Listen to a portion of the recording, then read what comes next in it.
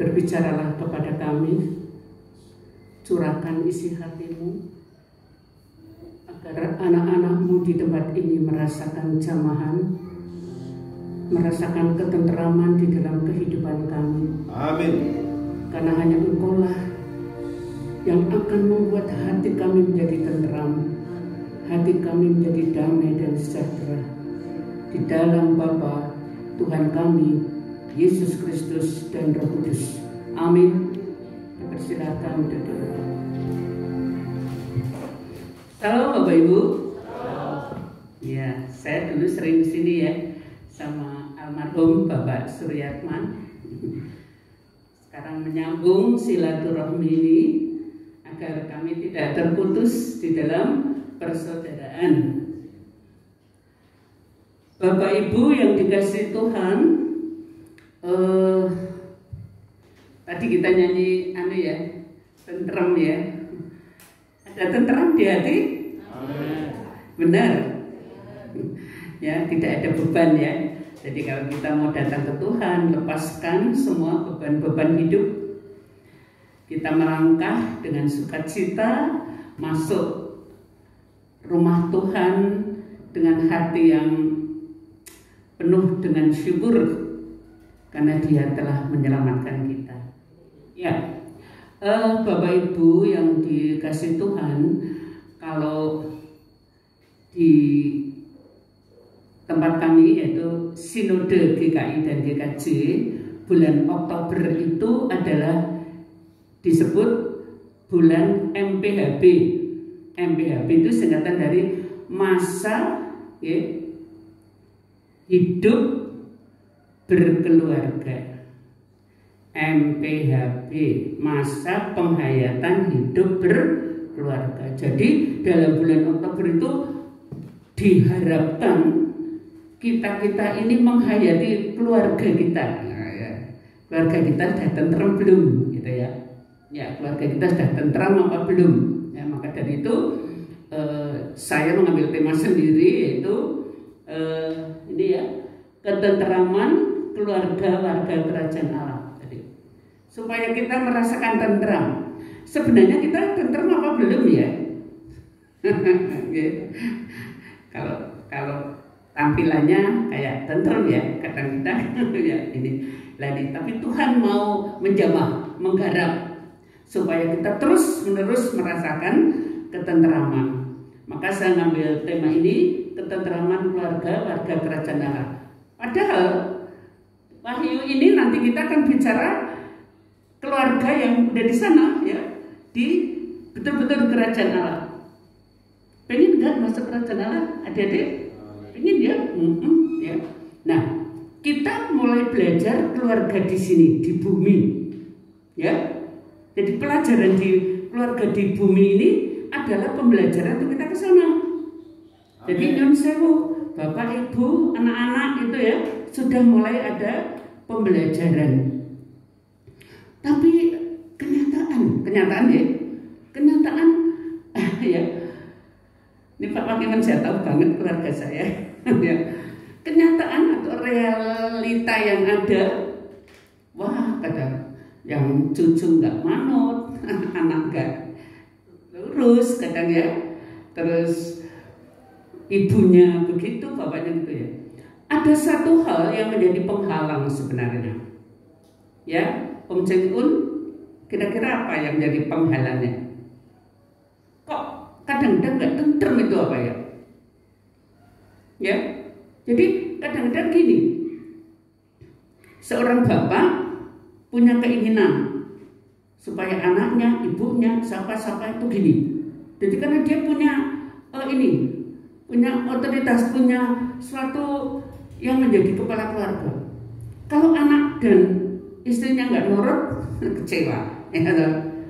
Terus kalau yang dominan ibu, ya, ibunya punya keinginan keluarga ini harus gini. Bapaknya, anaknya, putune dan nggak nurut, kecewa. Gitu ya. Gitu apa enggak? Gitu ya. Terus ada anaknya, ada keluarga yang anaknya itu karena sudah dewasa menjadi penentu, dominan sekali. Sehingga sampai saya dengar, bah, Om omah kok cetek kaya ngene to. Ah niki karepe anak itu loh. Jadi sampai cek tembok saja yang menentukan anaknya. Omahe madhep ngalor ngidul ya kudu anak. Ada yang dominan di dalam keluarga. Nah, ini kita harus berlatih mau diubahkan ya. Kehidupan kita untuk mau diubahkan ya. Revival ini ya harus ada pembaharuan rohani revival ini ya harus ada. Bagaimana caranya? Nah, antara lain di dalam penghalangan ini ada satu kerinduan yang tidak tercapai sehingga ada satu penyesalan menimbulkan ketidaktentraman. Saya akan membacakan membacakan sebenarnya suatu kisah ya atau kisah dari orang yang sudah almarhum tapi dia mempunyai satu penyesalan yang dibawa ke alam kuburnya sampai ya. Nah itu, ini saya bacakan sebuah puisi ya. Puisinya begini. Syair ini terukir dari sebuah makam ya di Westminster itu Inggris ya, kira-kira 1100 Masehi. Begini, saya bacakan ya. Ketika aku masih muda dan bebas berkhayal, aku bermimpi ingin merubah dunia. Sering dengan bertambahnya usia dan kearifanku, ku dapati bahwa dunia juga tak kunjung berubah. Maka cita-citaku pun ku persempit. Keputuskan hanya akan merubah negeriku. Namun ternyata hasrat itu pun tiada hasilnya. Ketika usiaku pun telah semakin senja, dengan semangatku yang masih tersisa, kuputuskan hanya untuk merubah keluargaku, orang-orang yang paling dekat denganku. Tetapi kenyataannya mereka juga tidak ada perubahan. Dan kini, saat aku berbaring menjelang ajal, tiba-tiba aku sadari, andai kata yang pertama kuubah adalah diriku. Dengan menjadikan aku sebagai panutan, mungkin aku bisa mengubah keluargaku. Kemudian berkat dorongan mereka, mungkin aku pun akan mampu memperbaiki negeriku. Dan tidak mustahil dunia pun akan bisa berubah. Ya, jadi dia ada kerinduan. Bapak Ibu yang dikasihi Tuhan, kita bersama-sama merenungkan mengapa ketentraman itu tidak terjadi. Ada sebuah kekecewaan dari anggota keluarga. Ini yang harus kita benahi. Ada satu perubahan, pembaharuan. Ya. Maka dari itu, mari kita menghayati keluarga yang ada di kerajaan surga seperti apa. Jadi kita nanti fokusnya, aku kepingin cepat ke sana gitu deh. Jadi aku kepingin cepat ke sana, ya. Follow up-nya kita ini akan membenahi diri sendiri. Ini penting sekali. Karena keluarga-keluarga Kristen banyak kegagalan. Banyak ya tidak menjadi teladan seperti tadi. Kenapa? Kekecewaan. Mari, anak-anak juga bisa kecewa loh ya. Kalau dari kecil sudah diperlakukan yang tidak adil, sudah bagaimana, ini ada kekecewaan. Semua terjadinya perselingkuhan, terjadinya kenakalan anak, ya, semua diakibatkan karena ada kekecewaan. Ya, Bapak Ibu, ya, mari kita belajar ke sana. Kita mau melihat penghayatan dari atau penglihatan atau vision dari Rasul Yohanes. Kita akan baca bersama-sama. Mari kita bangkit berdiri. Kita membaca firman Tuhan dari Wahyu 7 ayat 9 ya sampai 17. Ya. Demikian firman Tuhan. Orang banyak yang tidak terhitung banyaknya. Kemudian daripada itu aku melihat sesungguhnya suatu kumpulan besar orang banyak yang tidak dapat terhitung banyaknya dari segala bangsa dan suku dan kaum dan bahasa berdiri di hadapan tahta dan di hadapan Anak Domba, memakai jubah putih dan memegang daun-daun palem di tangan mereka, dan dengan suara nyaring mereka berseru, keselamatan bagi Allah kami yang duduk di atas tahta dan bagi Anak Domba. Dan semua malaikat berdiri mengelilingi tahta dan tua-tua dan keempat makhluk itu. Mereka tersungkur di hadapan tahta itu dan menyembah Allah sambil berkata, Amin. Puji-pujian dan kemuliaan dan hikmat dan syukur dan hormat dan kekuasaan dan kekuatan bagi Allah kita sampai selama-lamanya. Amin. Dan seorang dari antara tua-tua itu berkata kepadaku, siapakah mereka yang memakai jubah putih itu dan dari manakah mereka datang? Maka kataku kepadanya, Tuanku, Tuhan mengetahuinya. Lalu ia berkata kepadaku, mereka ini adalah orang-orang yang keluar dari kesusahan yang besar, dan mereka telah mencuci jubah mereka dan membuatnya putih di dalam darah Anak Domba. Karena itu mereka berdiri di hadapan tahta Allah dan melayani Dia siang malam di bait sucinya. Dan Ia yang duduk di atas tahta itu akan membentangkan kemahnya di atas mereka. Mereka tidak akan menderita lapar dan dahaga lagi, dan matahari atau panas terik tidak akan menimpa mereka lagi. Sebab Anak Domba yang di tengah-tengah tahta itu akan menggembalakan mereka dan akan menuntun mereka ke mata air kehidupan, dan Allah akan menghapus segala air mata dari mereka. Puji Tuhan. Silakan duduk kembali. Ya. Bapak Ibu yang dikasihi Tuhan, jadi di situ kita akan melihat, ya, kita akan melihat ada lima hal yang kita akan hayati bersama-sama dari bacaan tadi. Yang pertama itu adalah hidup kudus, ya, hidup kudus. Terus nanti kita yang 9 ya kita baca dulu. Yang kedua hidup sukacita. 3 hidup penyembahan, 4 hidup pengorbanan, 5 hidup pelayanan. Kita akan melihat dari ayat yang ke-9. 9 dulu ya, kita mau lihat ayat 9. Di situ ada kata jubah putih. Ya tadi ya. Di ayat 9 itu ada kata memakai jubah putih. Nah, kita mau lihat kata jubah putih. Jubah putih itu artinya adalah pakaian yang sudah kudus, dikuduskan. Orang yang sudah dikenakan jubah putih di sana dipastikan orang itu sudah kudus, dilayakkan untuk berdiri di depan Anak Domba, yaitu Yesus Kristus. Ya, jubah putih artinya jubah yang sudah tidak ada noda. Itu dikategorikan sebagai kata kudus. Ya, kalau saya membaca di Ibrani 12 ayat 14, ya, Ibrani 12 ayat 14 tidak usah dibaca ya, tidak usah. Yang intinya itu saya baca di sini ya, kejarlah kekudusan, sebab tanpa kekudusan tidak seorang pun akan melihat Tuhan. Amen. Ya, benar ini. Amen. Kudus. Tanpa kekudusan orang tidak bisa melihat Tuhan.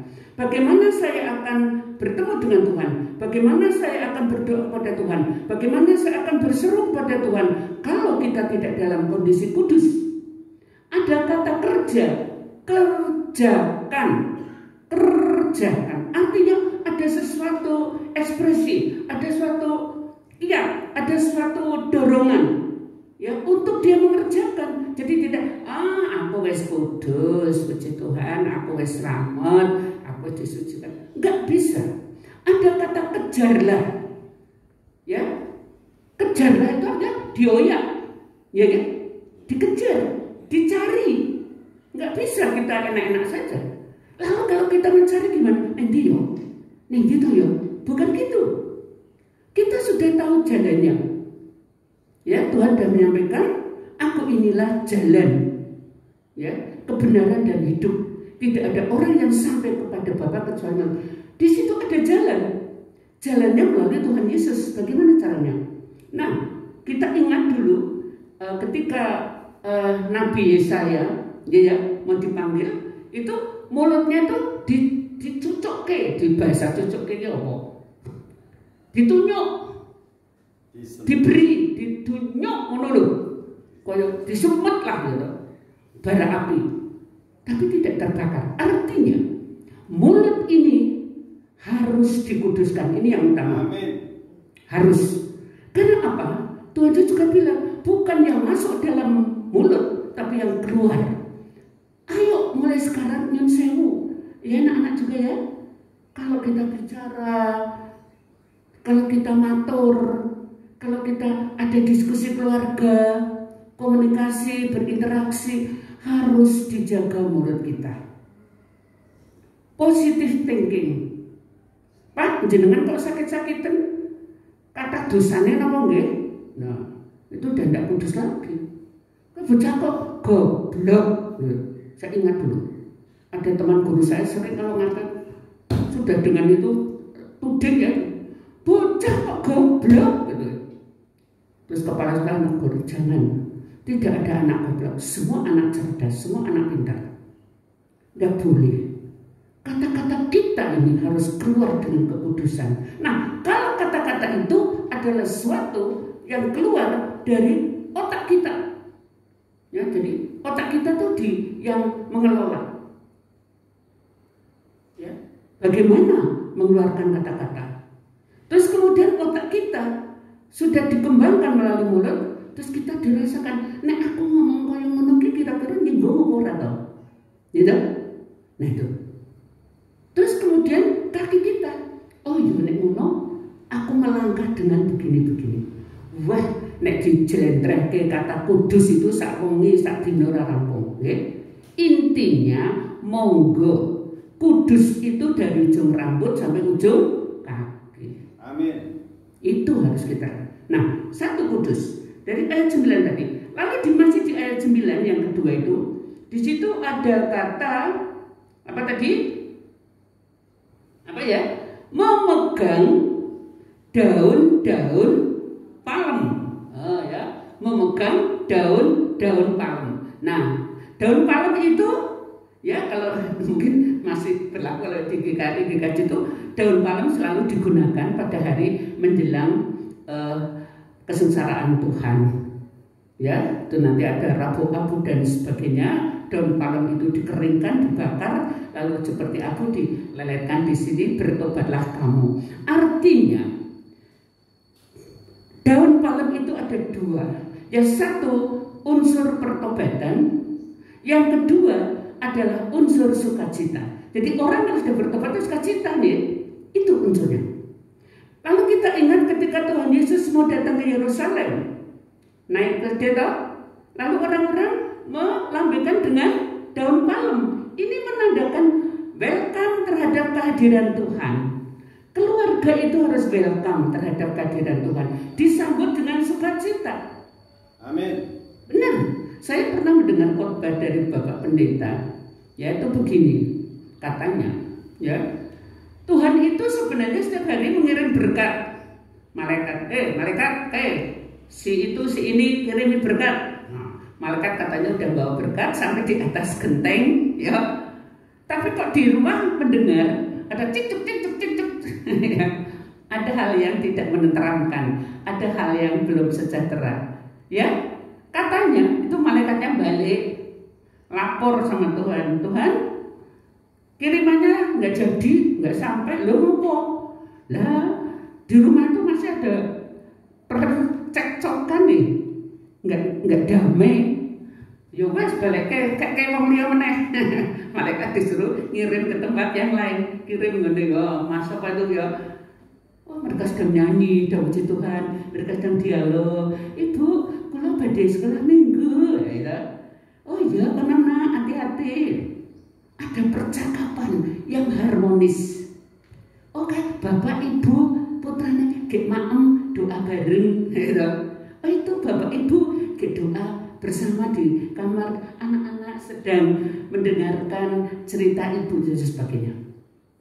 Berkat itu bisa kayak oke malaikat tambahin itu katanya cerita ilustrasi aja. Tapi dapat kita rasakan benar loh. Sampai saya juga sering ngomong sama keluarga saya, ojo berdebat. Gondek malaikatnya balik rasito berkahi. Ya, iya. Ya anak-anak juga jangan bertengkar ya. Ya kalau mau bertengkar, jadi nanti berkatnya dibalik gitu ya. Berkat itu bukan berkat duit, mesti berkat pinter ya. Berkat jadi penuh dengan cinta kasih dengan teman ya, juga bapak ibu. Sehingga kalau orang melihat orang Kristen, aduh ayam tentrem ya, hatiku ayam tentrem, ketentraman itu selalu ada, dibawa kemana-mana. Aku nek ketemu karo buati macan, senyumnya ya, ramahnya itu kayak gitu. Jadi ada sesuatu karisma yang dibawa kemana-mana. Itu adalah sukacita. Lalu yang ketiga apa ya? Ayat 11 kita tadi baca ayat 11 itu ya. Lompat ayat 11. Mereka ayat 11, dan semua malaikat berdiri mengelilingi tahta tua-tua dan tempat makhluk itu. Mereka tersungkur di hadapan tahta itu dan menyembah. Di situ ya, kita mau melihat bagaimana mereka tersungkur. Kata tersungkur dalam terjemahan yang sederhana itu adalah ngambruk. Ngambruk itu apa ya? Jadi berserah ya, pasrah bongkokan. Betul-betul berserah. Tapi ada unsur penyembahan. Ngambruk nek tidak berserah kan bruk. Orang minta tolong bu, kalau tak tolong, pun mau enggak urip kalau diurusi kabeh itu. Nah, itu namanya dilayani, bukan bersyukur. Ada unsur penyembahan, ada satu yang hormat. Jadi orang Kristen itu memang harus mempunyai unsur penyembahan dalam hidup keluarga. Jelas ya di sini sudah diajari Pak Wakimanto, ada doa malam, doa pagi, ada ya, itu rutin. Maaf, saya tuh sejak menikah sampai hari ini doa pagi, doa malam berjalan. Ya. Itu saja. Sering ada banyak hambatan nih, Pak Wakiman sama Bapak sering berkunjung tempat saya. Untuk nopo nih ibu kan, untuk nopo ya. Jadi itu sudah begitu. Wes kadang sih, loh aku wes ngono loh, kurang opo, gitu. Wah ini kesombongan kalau kita sampai berkata begitu. Kalau Gusti jawab, ya kurang ngakeh. Tidak ada unsur kerendahan hati. Tersungkur itu kerendahan hati. Mari kita mulai rendah hati. Bapak dalam salah bisa minta maaf pada ibu. Ibu salah bisa minta maaf pada bapak. Anak-anak kalau salah sama bapak ibu minta maaf enggak? Minta maaf ya? Itu bagus sekali. Itu semuanya dalam unsur keluarga. Ya. Ada yang disebut tadi revival, itu adalah pembaharuan rohani, terus digali terus. Jadi nek panjenengan sudah ini mendengarkan firman sampai di rumah, jangan sampai baru keluar di pintu sudah lali. Ya, dibawa sampai dalam, terus nanti sampai Senin, Selasa, Rabu, Kamis, Jumat, Sabtu, Minggu ketemu lagi, dapat lagi, terus ada interaksi dengan Tuhan, interaksi dengan sesama yang baik. Itu penyembahan. Dikatakan di dalam Roma 11 kan itu ibadahmu yang sejati adalah mempersembahkan tubuhmu, hidupnya. Nah, terus kemudian di situ ada totalitas dalam kehidupan. Itu adalah penyembahan. Lalu yang keempat, ayat 13. Ayat 4, 13. Maka kataku kepadanya, Tuanku, Tuhan mengetahuinya. Lalu ia berkata kepadaku, mereka ini adalah orang-orang yang keluar dari kesusahan yang besar, dan mereka telah mencuci jubah mereka dan membuatnya putih di dalam darah anak domba. Ya, jadi ada kata kerja di sana. Mereka telah mencuci, telah membersihkan diri, dan mereka telah keluar dari kesengsaraan besar. Siapa mereka itu? Kalau kita lihat dalam sejarah gereja, itu adalah para syahid. Ya, di sana ada tulisan ingat ya, bagaimana di pembelajaran itu ada darah orang syahid adalah benih gereja. Ya, ada kata-kata itu. Darah orang syahid adalah benih. Artinya di situ ada pengorbanan. Ya rasa nganggo darah apa-apa. Darah kita berkorban bagi orang lain tidak harus sampai mencucurkan darah ya.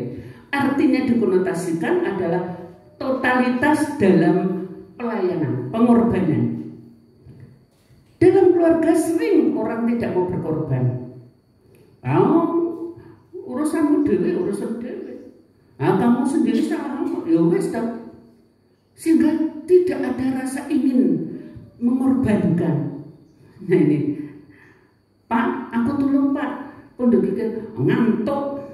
Lupa tolonglah Pak, aku rasa kalau dewek ya. Itu juga Bu, aku tolong gawe megah kesel. Lah ini yang disebut belum ada pengorbanan. Sehingga tidak ada suatu komunikasi yang harmonis. Tidak ada suatu yang menjadikan satu ketentraman. Karena di situ belum ada satu sikap pengorbanan. Nah, orang Kristen sudah kita baru mendengar ya pengorbanan para orang-orang yang sudah berkorban ya. Tapi korban ini harus ada hikmatnya. Di sini sudah mencuci, artinya tidak bisa dengan begitu saja.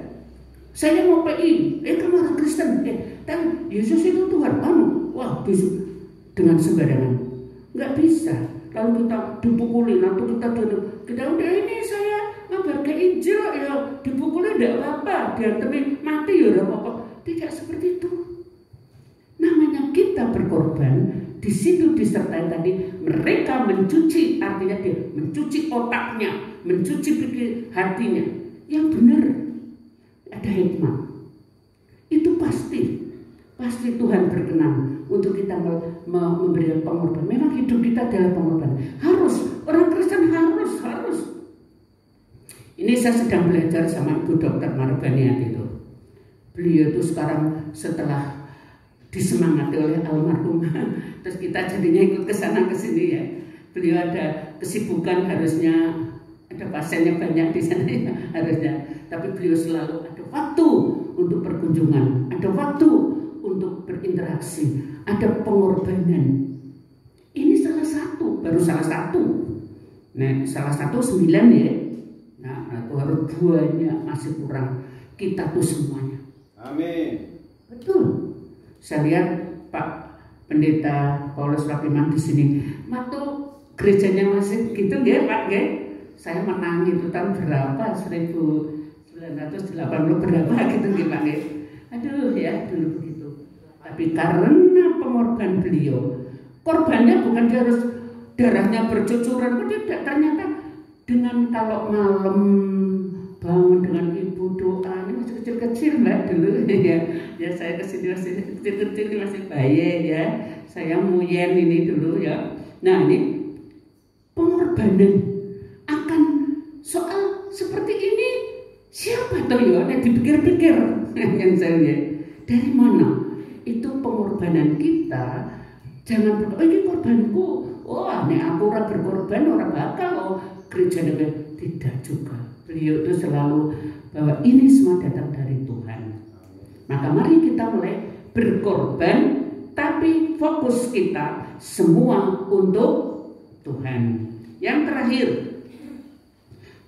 ayat 15, yaitu kalau di situ dikatakan adalah pelayanan. Ya, di situ ada pelayan, hidup berpelayanan. Ayat 15, saya bacakan ayat 15. Karena itu mereka berdiri di tata Allah dan melayani Dia siang malam di bait sucinya, dan Ia duduk di atas tata itu akan membentangkan kemahnya di atas mereka. Ada kata melayani Dia siang malam. Kata siang malam itu kalau disimpulkan adalah 24 jam. Dari pagi sampai mau pagi lagi. hidup kita ini adalah pelayanan. Ya, betul. Panjenengan ngapa saja itu pelayanan. Ya, anak-anak suka menolong di temannya ya di sekolah ya. Itu aku sedang melayani. Bapak membantu ibu itu pelayanan. Ibu bantu bapak itu pelayanan. Pak pendeta berkunjung itu pelayanan. Terus warga juga berkunjung, Pak pendeta ya, gentenan ya, berkunjung. Nah itu juga pelayanan. Terus apa yang kita kerjakan di rumah, apapun. Saya sering begini. Nek ngomong orang-orang kesel. Aduh, kok yang nanti bengkek. Terus suami saya bilang, loh cari pelayanan, oh iya, diingatkan. Jadi kalau kita sudah mengerti ini pelayanan, kita disegarkan, ya, tidak mengeluh. Ini sangat membantu kita untuk membentuk satu ketentraman keluarga. Nah, dengan adanya ketentraman inilah kita akan merasakan bahwa 24 jam hidup kita untuk Tuhan. Amin. Nah, amin.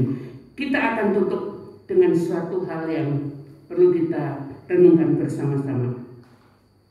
Ketika kita sudah melewati kehidupan ketentraman di dalam keluarga kita di dunia ini, sungguh kita akan memperoleh ketentraman yang abadi yang akan kita terima kelak di dalam ayat yang terakhir. Sebab anak domba yang tengah-tengah itu, di tengah-tengah itu akan menggembalakan mereka dan akan menuntun mereka ke mata air kehidupan, dan Allah akan menghapus segala air mata dari mata mereka. Artinya menghapus air mata.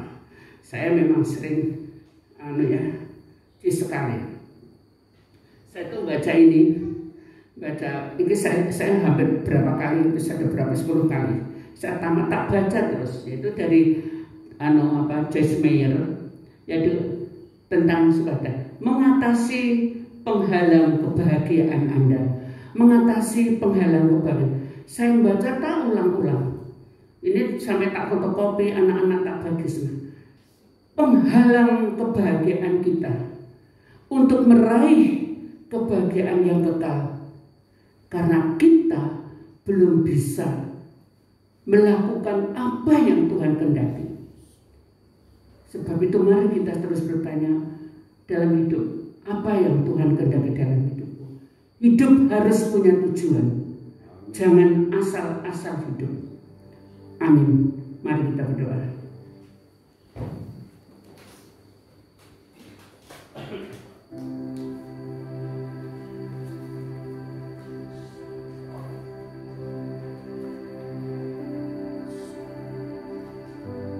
Sungguh luar biasa Tuhan.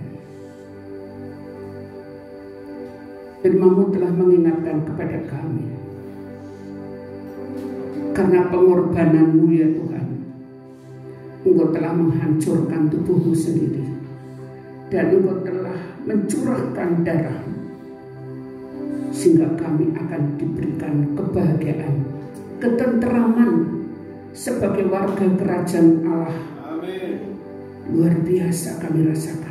Sebab itu kalau hari ini kami akan menikmati perjamuan kudus, biarlah itu merupakan suatu tanda bahwa kami telah dilatih untuk rela berkorban, untuk rela menderita. Tapi semuanya akan diselesaikan Tuhan kalau kami tetap sukacita, kami tetap menyembah Tuhan, kami tetap menjaga kekudusan hidup. Terima kasih Tuhan. Bantulah kami Tuhan, untuk kami selalu layak di hadirat-Mu, sehingga perjamuan kudus yang selalu kami nikmati tidak akan sia-sia begitu saja, tapi sungguh akan memberikan kekuatan baru, menjadikan revival kami, yaitu pembaharuan rohani, sehingga kami pulang, kami undur dari ibadah ini, kami akan tetap beribadah di dalam kehidupan sehari-hari. Terima kasih Tuhan, sertailah kami, karena Engkaulah senantiasa sebagai Immanuel kami, Allah menyertai sekarang sampai Maranatha. Amin.